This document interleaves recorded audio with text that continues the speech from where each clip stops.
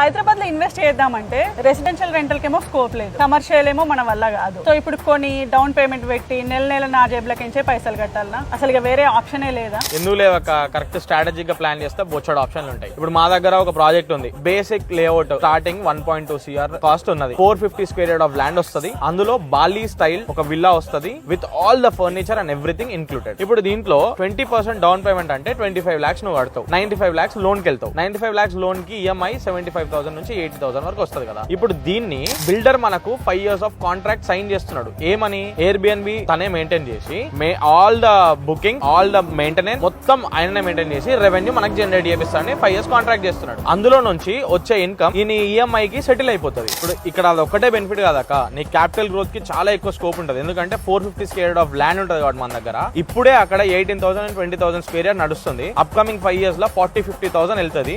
So నీ investment కి returns 3-4 times ఉంటాయి. అది ప్రాపర్టీ వాల్యూ పైన.